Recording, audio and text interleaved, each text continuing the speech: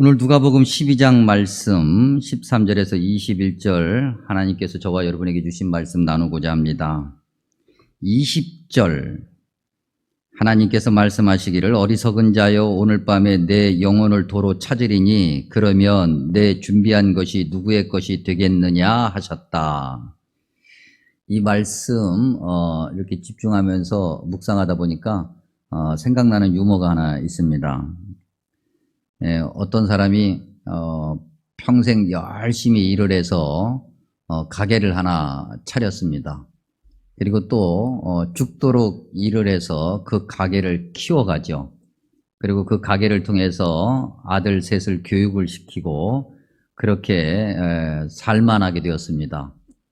이제 가게가 점점 커져가니까 아내가 그 가게에서 일을 같이 돕게 되고 이제 출가한 아들들이, 결혼한 아들들이 첫째, 둘째, 셋째 다 이제 그 가게에서 일을 하면서 그 가게가 가족 기업이 되었습니다.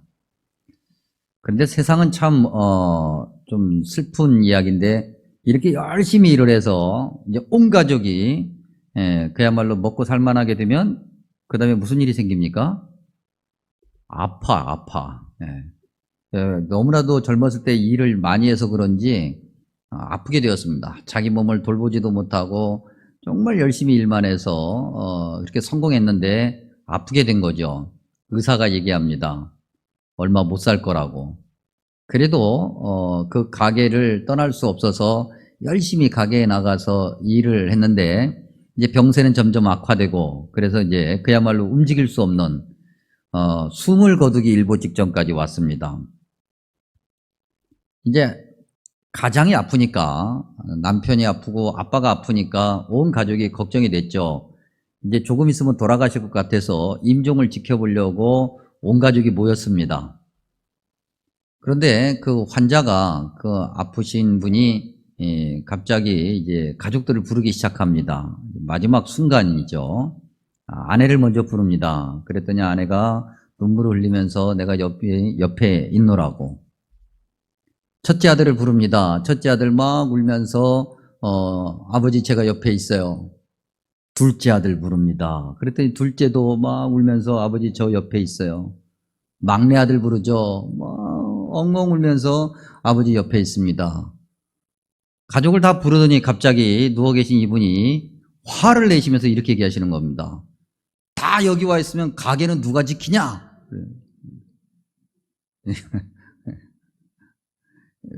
돌아가시기 지금 일보 직전인데 죽을 것 같은데 조금 있으면 금방 숨 걷어가는데 마지막에 가족들이 그리워서 이렇게 불러본 게 아니라 가게를 누가 지키는지 궁금해서 불러본 거죠. 그랬더니 온 가족이 다 여기 와 있으니 그러면 가게는 문 닫은 거 아니에요. 20절이 뭐라고 얘기하냐면 이 사람을 어리석다 얘기합니다. 이 어리석다라는 단어는요, 뭐 특별하게 거기에 무슨 신학적인 어떤 무슨 종교적인 영적인 이런 의미 없습니다. 그냥 사전 그대로 정의 그대로 제대로 된 판단을 하지 못한다 이 얘기예요. 지금 죽기 일보 직전인데 또 언제 죽을지도 모르는데 모아놓고 쌓아놓고 그러다가 그냥 죽어버리면 아무것도 아닌데 그런데도 사람들이 그렇게 산다는 거죠. 성경은 이 어리석은 자를 이야기하면서 말하기를 진정으로 지혜롭고 영적이고 가치 있는 삶이 무엇인가를 지금 말하기 위함이에요. 우리가 결론부터 얘기하면 21절에 자기를 위하여 재물을 쌓아두는 것이 아니라 하나님께 대하여 부요한 삶이 정말 지혜로운 삶이고 어리석지 않은 현명한 삶이라고 하는 것을 말하고자 하는 거죠. 마태복음 6장 33절 표현으로 바꿔서 말하면 먼저 하나님의 나라와 의를 구하는 것이 현명한 삶이라는 거예요. 그 어리석은 사람 한번 살펴보죠. 이 사람이 도대체 왜 어리석은가? 13절에 보니까 무리 중 한 사람이다 그랬습니다. 이 어리석은 사람이 무리 중에 한 사람이라는 거죠. 그러면 이 무리는 어디서부터 시작되는 무리일까? 멀리 안 가도 돼요. 12장 1절에 무리 수만 명이 있었다. 서로 밟힐 만큼 되었다. 즉 서로 밀려서 밟힐 만큼 그 정도로 수많은 사람들이 예수님을 따라다니고 있었어요. 그 중에 한 사람이 이 사람입니다. 수많은 사람들이 있었는데 예수님과 이렇게 가까이에서 대화를 할 수 있을 정도로 좋은 자리를 선점한 사람, 세상 말로 운 좋은 사람이죠. 바로 예수님 옆에서 예수님이 뭐라고 말씀하시는가를 그야말로 들을 수 있는 그런 사람. 무리가 따라다니면서 예수님의 말씀을 들었는데 무슨 말씀을 들었냐면, 결론부터 얘기하면 바리새인들처럼 말만 번지를 하지 말고 행동으로 그렇게 나타내는, 즉 신앙의 언어가 신앙의 삶과 일치하는 그런 삶을 살아야 된다고 하는 그 말씀을 이 무리가 들었고, 그 중에 한 사람이었던 이 사람도 들은 거예요. 그러면 일반적으로 저와 여러분이 생각할 때 그렇게 귀한 말씀 들었으면 그 다음에 반응이 어떤 반응이 나와야 됩니까? 들었으니까 그대로 실천해야 되는, 그렇죠? 뭔가를 해보려고 애쓰는 그런 반응이 나와야 되는 것이 일반적인 상식이에요. 그런데 13절에 보니까 이 사람이 그렇게 많은 무리 중에서, 그것도 제일 가까운 자리에서 주님의 음성을 들었던 이 사람이 뭐라고 주님께 반응을 보이냐면, 선생님, 내 형을 명하여 유산을 나와 나누게 하소서. 뭔가 유산 분배 문제로 형과 싸움이 있었던가 봐요. 아마 이 사람은 생각한 거죠. 야, 정말 대단한 사람이다. 정말 말도 잘하고 영적으로 권위도 있고, 야, 이렇게 많은 사람들이 따르고 존경하는 거 보니까 이 사람이 우리 형한테 가서 한마디 하면 말 듣겠다 싶었던 거죠. 이 사람은 예수님의 말씀에 귀를 기울이고 예수님 말씀에 그렇게 다 사랑하면서 그 말씀을 들은 것이 아니라 그 말씀을 들으면서 자기의 생각을 키운 거예요. 예수님을 이용하고자 한 거죠. 말 잘하는데 그러면 이 사람이라면 나를 도와줄 수 있겠다. 자기의 목적을 끝까지 포기하지 않고 예수님 옆에 있었던 사람이라는 거죠. 이 사람의 그 반응에 예수님께서 이제 반응을 하시는데 14절에 이 사람아, 누가 나를 너희의 재판장이나 물건 나누는 자로 세웠느냐? 바꿔 얘기하면, 야, 너가 말씀을 들었으면 그 말씀에 순종해야지. 왜 너는 말씀을 들었음에도 오히려 너의 목적, 너의 생각, 너의 모든 것들을 포기하지 않고 나를 오히려 이용하려고 그래? 왜? 여러분, 아쉽게도 오늘 우리 신앙인들 모습 속에서도 이런 모습이 있습니까? 없습니까? 있죠, 솔직하게. 그렇죠? 하나님의 귀한 말씀 우리가 들었어요. 성경을 읽으면서 또는 설교 시간을 통해서 또 이런저런 환경을 통해서 하나님의 말씀을 들었는데 들은 건 들은 거야. 그 말씀이 나의 어떤 삶의 기준과 목적과 방향과 심지어는 나의 종교적인 어떤 방향과 맞으면 은혜가 되는데 안 맞으면 별로 은혜가 안 돼. 뭐 이런 모습들 말이죠. 우리가 흔히 이런 얘기 나올 때마다 그런 예를 드는데, 하나님께서 이 가정에 복 주시고 자녀들에게 복 주시고 사업이 잘 되기를 축복합니다. 그러면 아멘 하는데, 내 가지고 있는 모든 것을 다 팔아 가난한 자들에게 줘라 그러면 아멘을 할 수가 없어. 이런 것들, 이런 모습이 우리 안에도 있잖아요. 도대체 왜 그럴까? 주님 말씀을 들으면서도 왜 우리는 우리의 이기적인 생각을 버리지 못할까? 왜 오히려 우리가 주님을 이용하려고 하는 걸까? 주님을 통해서 뭔가 내가 원하는 거, 바라는 거, 그 목적, 그걸 왜 이루려고 할까? 왜 그럴까? 왜 그렇게 변화가 되지 않을까? 성경은 답하기를 모든 탐심 때문이다 그랬어요. 15절에 기록된 말씀이죠. 모든 탐심 때문에 그런 거예요. 근데 이때 이 탐심이라는 단어, 우리가 읽은 이 본문 안에서 이 탐심이 뭘 이야기하는 건지 조금 더 살펴보죠. 이 탐심이라고 하는 것은 삶의 목표가 오직 돈에 있다라고 하는 거예요. 누구나 다 그렇게 이야기해요. 아, 나는 돈이 목표가 아니라 수단이야. 뭐 이거 하기 위해서 돈이 있었으면 좋겠어라고 말은 하는데 정말 말뿐이 그런 거예요. 사실 이렇게 들여다보면은 그 뭔가 하기 위해서 돈이 필요한 게 아니라 돈이 목적이 되는 거예요. 말은 그렇게 하지만 오죽하면 성경 디모데전서 6장 10절에 뭐라고 그랬습니까? 돈을 사랑하는 것이 일만하게 뿌리다 그랬어요. 돈 자체는 문제가 안 돼요. 돈 입장에서는 억울한 거예요. 맨날 돈 가지고 뭐라고 하니까 돈 입장에서는 내가 뭐 잘못했다고, 만들기는 지네가 만들어 놓고 왜 나보러 맨날 뭐라고 그래. 돈 입장에서는 그렇단 말이죠. 문제는 돈 자체가 문제가 아니라 돈에 실린 사람들의 마음이 문제가 되는 거예요. 여러분, 요즘에 사이코패스라는 말이 있어요. 물론 사이코패스가 인류 역사 안에 항상 있었던 것 같아요. 근데 사이코패스라고 하는 것이 사회적인 어떤 문제가 될 정도로, 크게 화두가 될 정도로 그렇게 아주 중요한 어떤 뭔가로 이렇게 부각되지는 않았던 것처럼 보여요. 근데 요즘엔 그렇지 않죠. 사이코패스가 좀 심하게 얘기하면 길에 널려 있어요.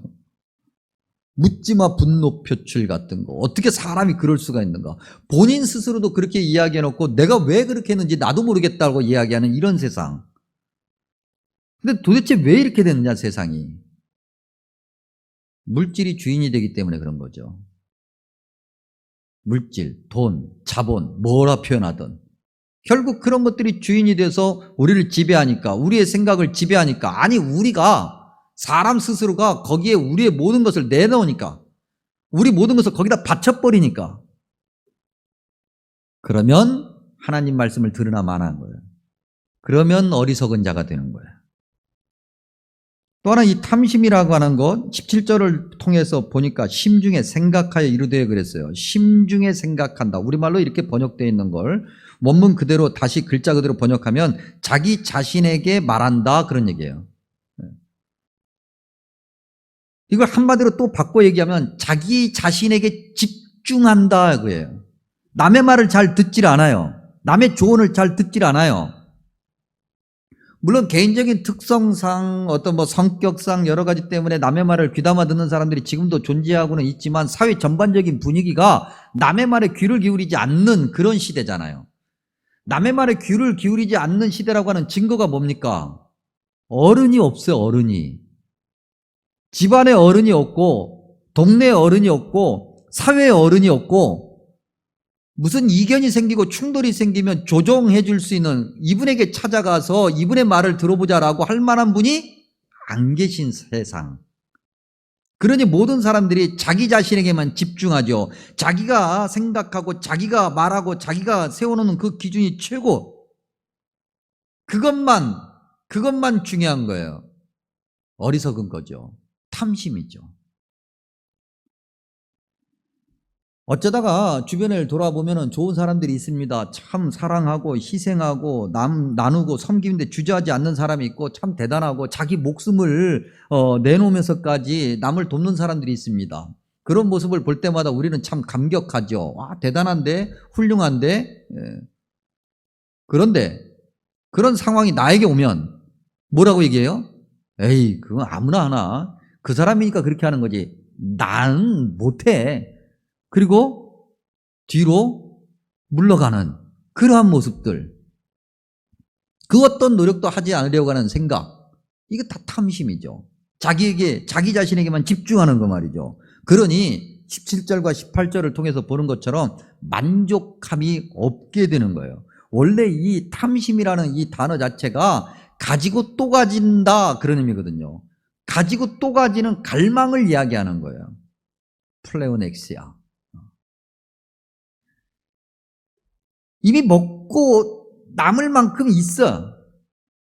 내가 남은 여생을 평생 먹고 살만해.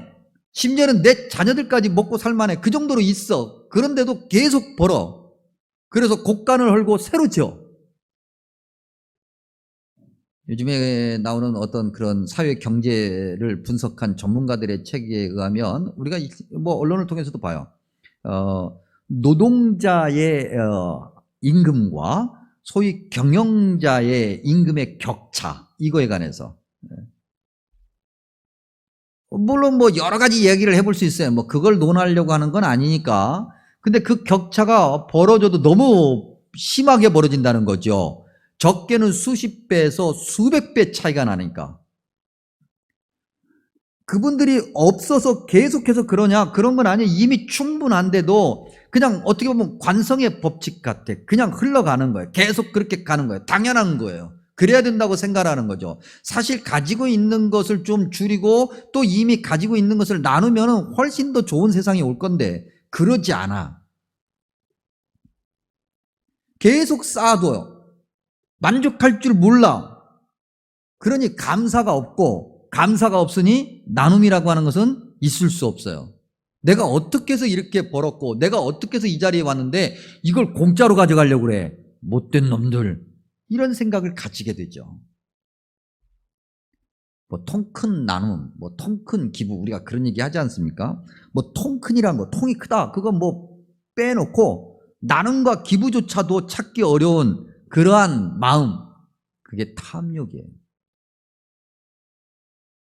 19절에 보니까 내 영혼에게 이르되 영혼아, 이거 17절에 심중에 이르기를 하고 이것과 같은 얘기예요.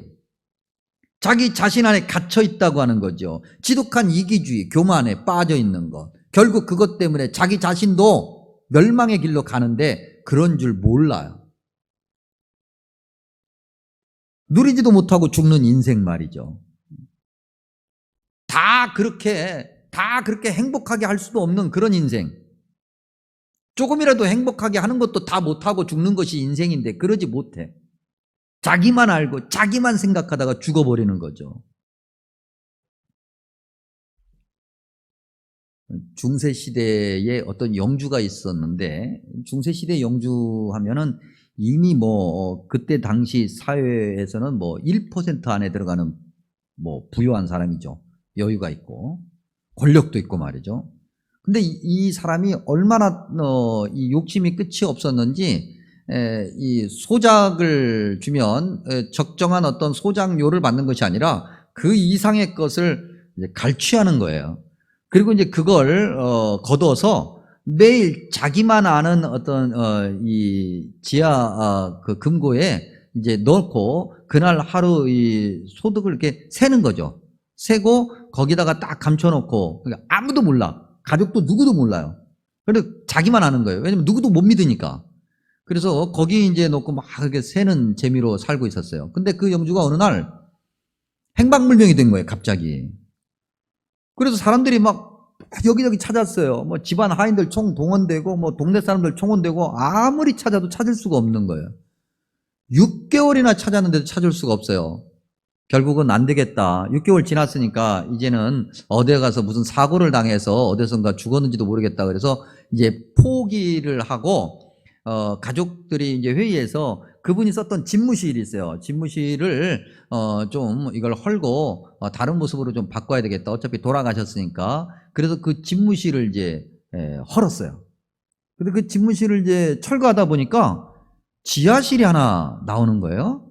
그래서 그 지하실을 파고 열어보니까 그 안에 그 사람이 있는 거죠. 뭐와 함께? 그동안 모아놓은 돈과 함께. 돈 세다가 이 사람이 돈 세다가 그날도 막 모아놓은 돈 세다가 문이 탁 잠겨버렸는데 못 열고 나간 거예요. 아무도 모르잖아. 누군가가 한 명이라도 알았다면 아마 거기 계실지도 모른다고 그랬을 텐데 그 장소도 모르고 그런 것이 있는지도 모르고 그러니 이 사람은 그 6개월 내내 거기서 돈 세다가 굶어 죽은 거예요. 어리석은 거죠. 근데 우리가 이런 말씀 들으면서 이제 생각합니다. 탐심. 나하고는 상관없는 거예요. 왜냐면 난 그런 돈을 가져본 적이 없거든요. 그렇죠? 저와 여러분은 그런 돈을 가져본 적이 없어요. 혹시 저 모르게 가지고 계신가요? 우리는 그런 적이 없으니까, 그런 돈도 없으니까 이 탐심은 나하고 상관없는 거야. 하나님은 우리의 그 심보를 다 아시고 그 앞에다가 탐심이라는 단어 앞에다 하나를 더 붙여놨어요. 어떤 탐심이요? 모든 탐심. 돈이라고 하는 것은 이 탐심을 설명하기 위한 예로 든 거지, 돈 말고도 우리가 집중하는 것은 너무나도 많은 거예요. 모든 것, 내가 기준이 되어서 내가 스스로 생각하는 그 모든 것이 탐심이에요. 하나님이 원하시지 않는 결과를 만들어내고 어리석은 자라고 평가받는 거예요. 도대체가 우리가 이렇게 하나님의 말씀을 들으면서도 하나님 말씀대로 즉각 순종하지 못하고 어리석은 자로 그렇게 결과가 그렇게 나오는 이유, 또 다른 이유는요, 이것도 역시 15절에 기록되어 있는 건데 생명의 소중함을 모르기 때문에 그런 거예요. 사람의 생명이 그 소유에 넉넉한 데 있는 것이 아니라고 하는 것은 생명의 소중함을 알으란 얘기예요. 여러분, 생명이 소중하지요? 소중하지요? 안 소중한가요? 여러분, 생명은 다 소중한 거예요. 사람의 생명도 소중하고 짐승의 생명도 소중하고 살아있는 건 그 목숨이 붙어있는 건 그 생명 다 소중해요. 다 인정하시죠? 근데 왜 소중해요? 왜 그 생명이 소중한 건데요? 답해 보시겠어요? 사람들이 다 이야기합니다. 생명은 다 소중한 거래요. 특별히 사람의 생명은 무진장이 소중한 거야. 왜 소중한 건데? 왜 소중한 거죠? 답을 한번 해보세요, 여러분. 사람의 생명이, 물론 우리가 하나님의 형상을 닮았으니까 하나님께서 창조하신 그런 얘기 말고, 그런 어떤 교과서적인 어떤 그런 틀에 박혀 있는 이야기 말고, 왜 소중하냐고 한번 답을 해보세요, 여러분. 사람의 생명이 왜 소중해요? 이건 진짜 답해보세요. 여러분 답해보세요. 답할 때까지 내가 설교 안 나갈 거야.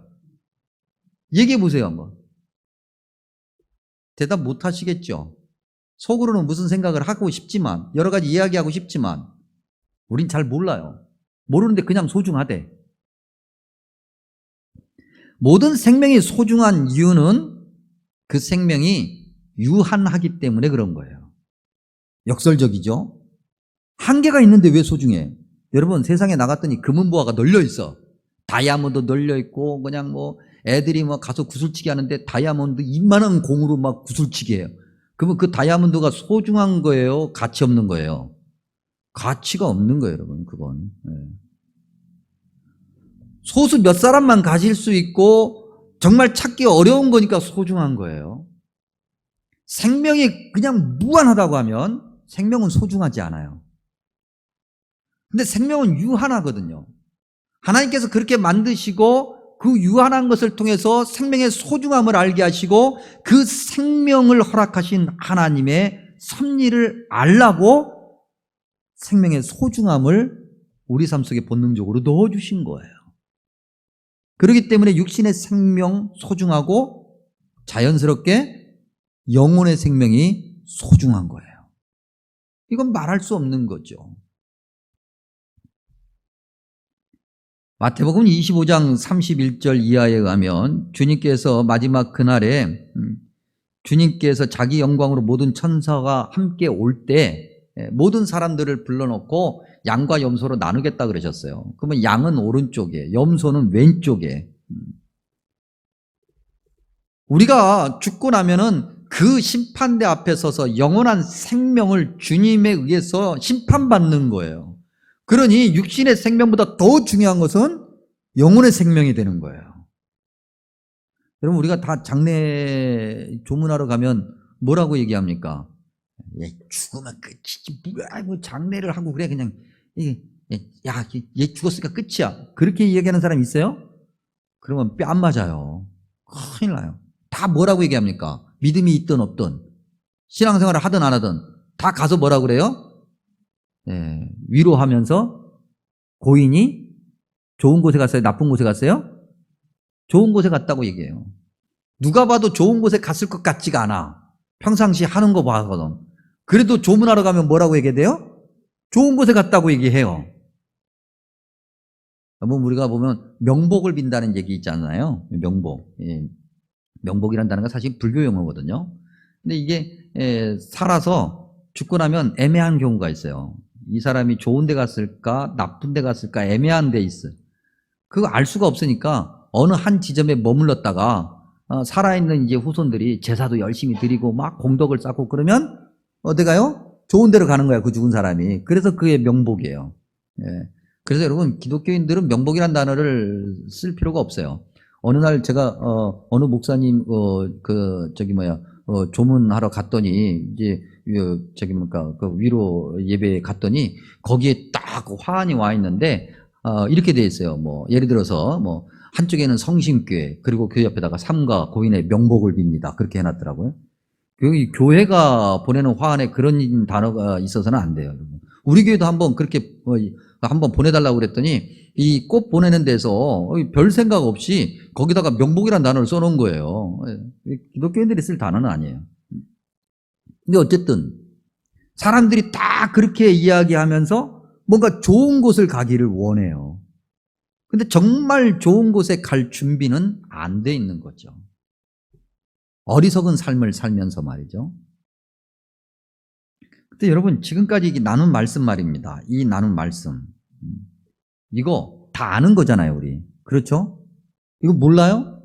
다 알아요. 심지어는 타종교에서도 이거 다 얘기해요. 그래서 뭐 극락 왕생하십시오 뭐 그러잖아요. 다 좋은데 뭐 다 천국 다 이런 데 가자고. 타종교에서도 이야기하고요. 심지어는 종교가 없는 사람도 이야기해요. 다 인생 그렇게 사는 게 아니다. 뭐 다 돈 보고 욕심내고 그렇게 갈 때 뭐 아무것도 못 가져가는데, 다 성경에 있는 이야기인데 다 얘기해요. 다 누구나 다 인정하는 내용이에요. 근데 성경에 이걸 왜 기록해 놨을까? 다 아는 내용을 왜 기록해 놨을까? 첫째는 그리스도인들도 그렇게 못하기 때문에. 오늘 설교 제목을 뭐라고 붙였냐면 모두 알지만 모두 하는 건 아니야.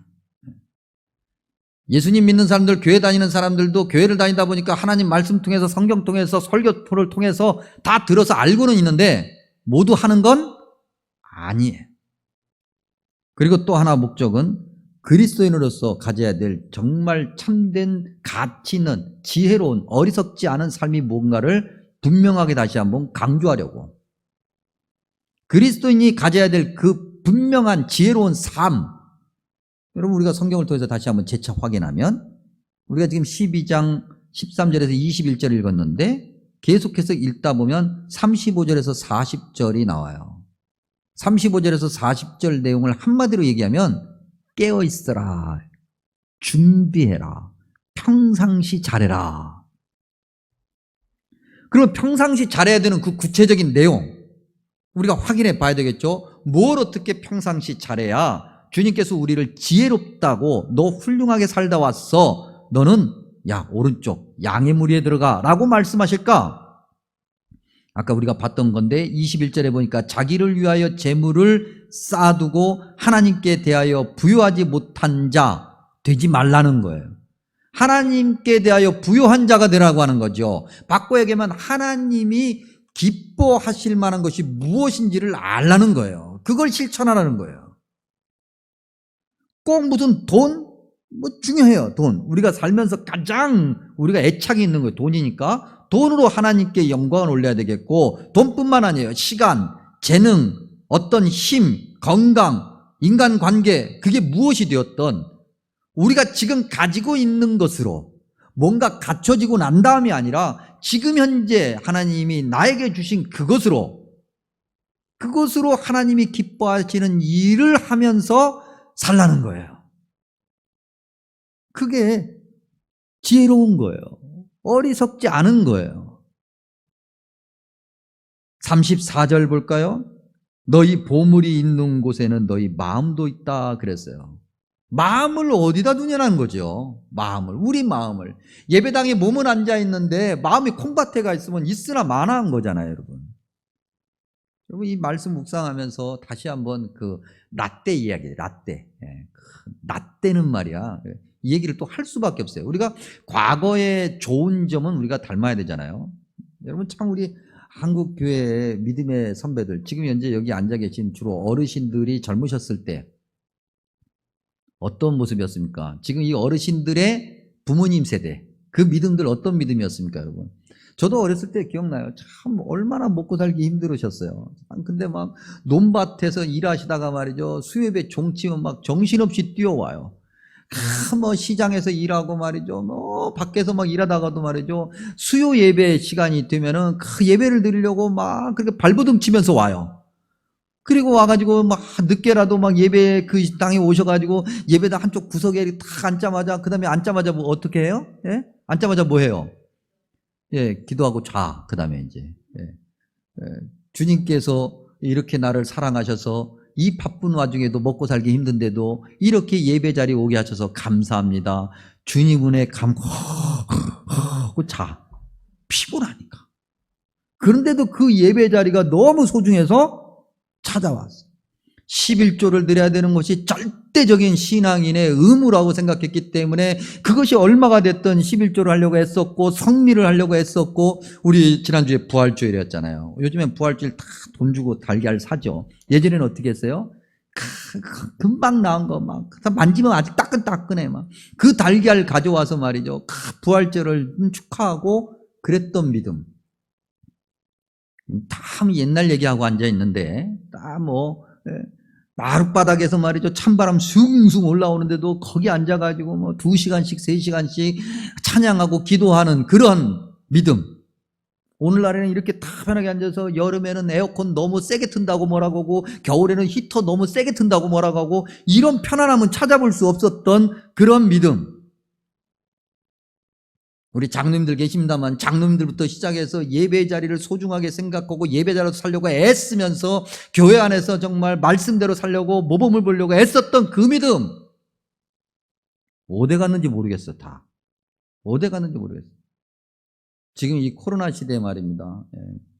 사실 이 코로나 시대에 이 대면 예배 어르신들이 올 일이 아니에요. 어르신들 오시면은, 이거 만약에 혹시 그런 일이 없어야 되겠지만, 만약에 걸리면 어르신들은 이 체력적으로 면역력이 강하지 못해서 큰일 나는데, 면역력 강한 젊은 사람들은 자기 몸을 지키기 위해서 다 어디 갔는지 없어지고, 그래서 막 조금 늦게 오면 본당에 못 오거든. 막 그러니까 막 가방 여기저기다 놓고 막 자리 맡아놓고 막 이렇게 앉아 계셔. 그거 뭐라고 하는 거 아닙니다. 오해하지 마십시오, 여러분. 가정에서 예배 드리시는 분, 제가 지금 목사가 혼내는 거 아닙니다. 오해하지 마십시오, 여러분.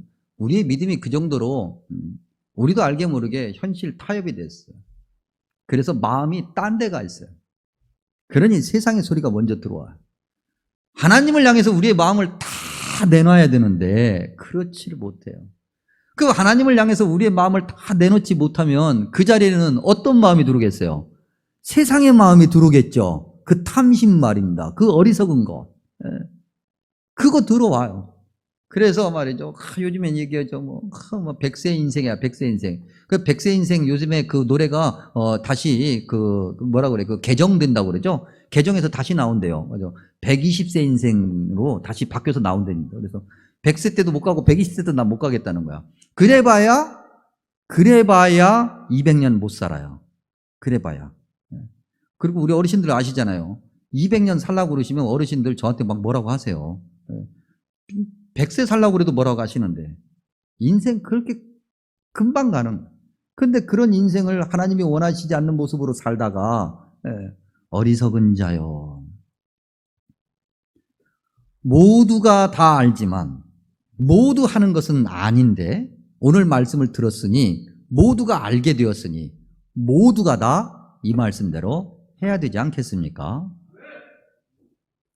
오늘 주신 말씀 33절, 34절 우리가 읽지는 않았습니다만 33절과 34절을 읽으면서 말씀을 마칩니다. 너희 소유를 팔아 구제하여 낡아지지 아니하는 배낭을 만들라. 곧 하늘에 둔 바 다함이 없는 보물이니 거기는 도둑도 가까이 하는 일이 없고 좀도 먹는 일이 없느니라. 너희 보물 있는 곳에는 너희 마음도 있으리라. 아멘. 기도합니다.